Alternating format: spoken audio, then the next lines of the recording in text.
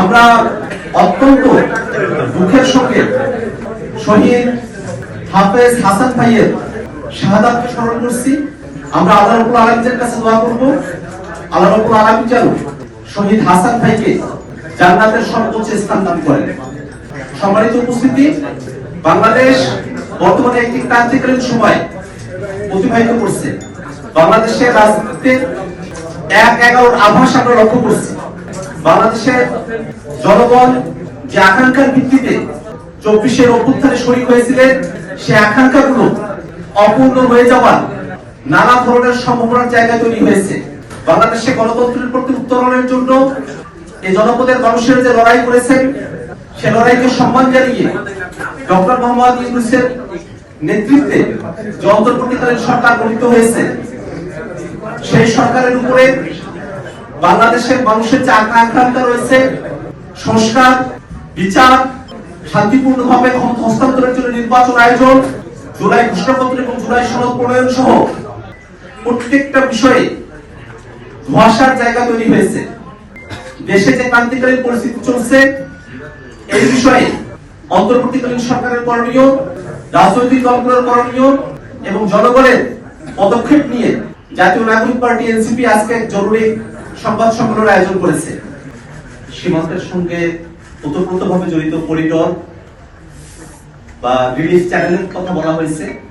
এই প্রত্যেকটা বিষয় যেন রাজনৈতিক দলগুলোর সঙ্গে আলাপ আলোচনা করে তারপরে সরকার সিদ্ধান্তে আসে, এই ব্যাপারে জাতীয় নাগরিক পার্টি এনসিপির পক্ষ থেকে আমরা স্পষ্ট বক্তব্য আগেও দিয়েছি। আজকেও আমরা একই কথা ব্যক্ত করছি যে রিলিফ করিডোর হোক আর হিউম্যানিটেরিয়ান করিডোর হোক, যে সিদ্ধান্তের দিকে সরকার অগ্রসর হতে চাক না কেন, সে ব্যাপারে যেন জনগণের মধ্যে এবং রাজনৈতিক দলগুলোর সাথে কোনো ধরনের ধোঁয়াশা না থাকে।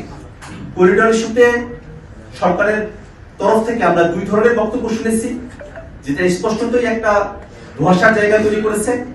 পরবর্তীতে সরকারের তরফ থেকে পরিষ্কার করা হয়েছে যে করিডোর নয়, সেখানে ত্রাণ আদান প্রদানের ব্যাপার হতে পারে।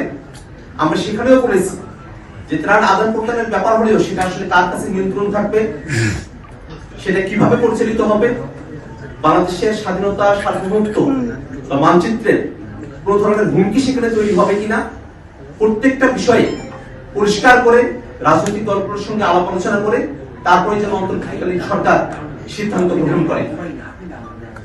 ডক্টর মোহাম্মদ ইউনূসের নেতৃত্বে যে অন্তর্বর্তীকালীন সরকার গঠিত হয়েছে, সে সরকার বিচার, সংস্কার, জুলাই ঘোষণাপত্র নিশ্চিত করার মধ্য দিয়ে নির্বাচনের দিকে অগ্রসর হবে, এটাই আমাদের প্রত্যাশা।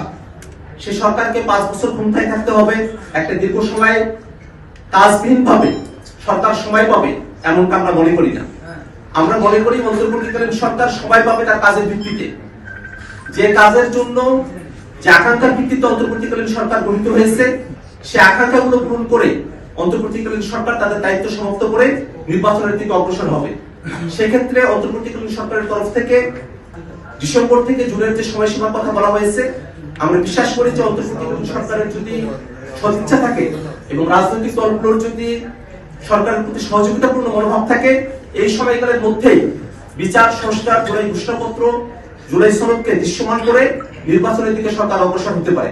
অতএব 5 বছরের যে ক্যাম্পেইন বা 5 বছরের যে আলোচনা চলছে, তার সঙ্গে দলগতভাবে জাতীয় নাগরিক পার্টি এনসিপির কোনো সংযুক্তি নেই।